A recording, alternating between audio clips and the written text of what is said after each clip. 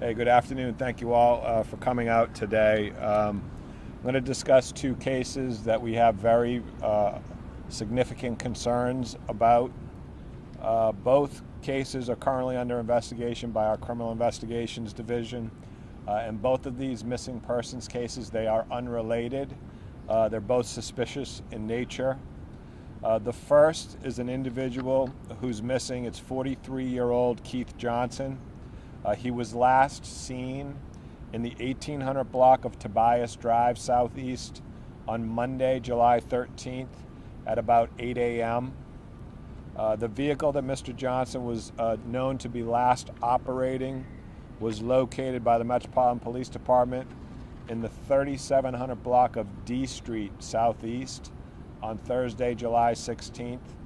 What was very concerning to us, it was a significant amount of blood that was located in the rear and in the front passenger seat of that vehicle.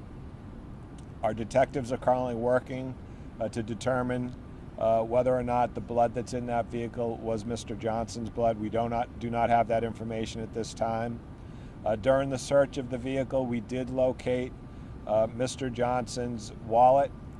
And we have also checked on his bank accounts, and we have not seen any activity on his bank accounts since he was initially reported missing. Yesterday, members of the Metropolitan Police Department conducted a search of Anacostia Park. We'll continue to search areas in an attempt to locate Mr. Johnson. His image, I know you have his image. We are asking anybody who may have seen Mr. Johnson to please give us a call on 202-727-9099, or if you have any information relative to him being missing, you could also text us on 50411. You can do either of those things anonymously. The second missing person that we want to talk about is 34-year-old Olga Munroe. It's spelled O-O-R-O. She was last seen in the 300 block of Massachusetts Avenue Northwest, not too far from here, and that was on the evening of July 16th. She had just returned home from dinner with a boyfriend and with her young son, who I believe is 7 years of age. The young son, the 7-year-old, was found wandering the halls on Saturday, which was 2 days later. He told folks in the building that he hadn't seen his mom since the 16th. We've retrieved surveillance footage and interviewed multiple people from the building. The last person that we saw Miss Munroe with was her boyfriend. I know you have her image. We're asking the media to pay close attention to this case. In both of these instances, the family of Miss Munroe has said that this behavior from her is completely out of the ordinary. She would never leave her son like that. In both of these cases, we're asking if anybody has information to please give us a call.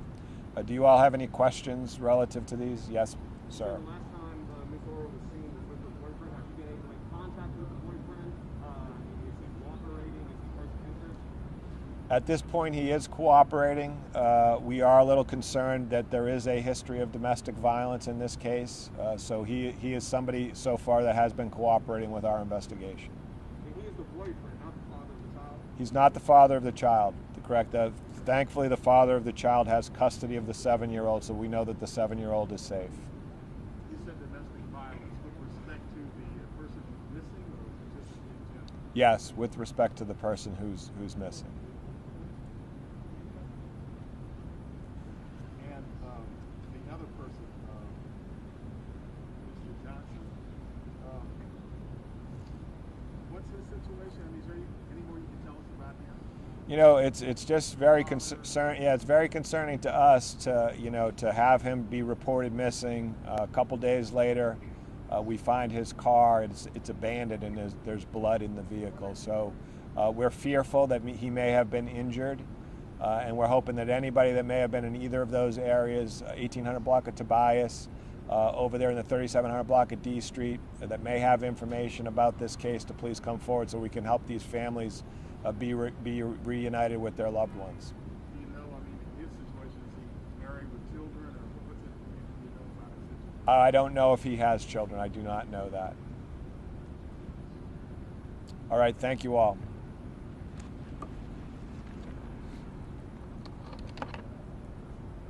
Oh, Chief, hey, real quick, Chief, can we ask you about the new mask policy? Sure. Some members of the public have complained in the past about police officers not wearing masks or not wearing a proper officer gear come out with the mandate. How will the department follow that mandate to ensure all folks are wearing masks to protect themselves? Well, I think you know this as well as I do. Since the pandemic began, or the public health emergency began back in March of this year, our Metropolitan Police Department officers have been working. We've been fully operational, trying to provide safety to the citizens of the District of Columbia under some extremely trying times. This COVID-19 pandemic that we're all dealing with is stressful for all of us, and our cops have been out there providing safety and security to our city. And I know you know of the unrest that we had in late May after the murder of George Floyd, and all of the protests that we've had in our city. Our police officers have been out there working, and we take it very, very seriously, the need to wear masks to prevent the spread of COVID-19. And I would tell anyone, we at MPD actually lost one of our members who was a 30-year veteran of the Metropolitan Police Department, Officer Keith Williams. He was a beloved school resource officer. We had to go to his funeral his burial earlier this week. So we understand the significant impact and the need to wear the masks. To the extent that anybody sees one of our officers not wearing their mask, we're asking that you bring it to our attention so we can deal with that issue. We'll do it in the same way that we've dealt with the public, through persuasion and through education, to ensure that our officers are wearing masks. How do you bring it to your attention? You can call us. Call a supervisor, email a supervisor. I think just about everybody in this city has my cell phone number and my email address, or any one of our supervisors. And real quick, any thoughts on the budget vote that's happening today in council? You know, the budget, I'm concerned. I think I've made this pretty well known. I'm very, very concerned about, a dramatic reduction in the number of police officers that we have in this city without a dramatic reduction in their workload. We're going to continue to have 600,000 calls plus 1,000 calls for service by folks who live in this community. There's a myriad of issues that our police officers respond to. The concept of maybe having someone else respond to those issues other than the police is not something we object to. But I think that to reduce the size of the force without having a plan as to who's going to provide that service I think it's a little bit irresponsible. So.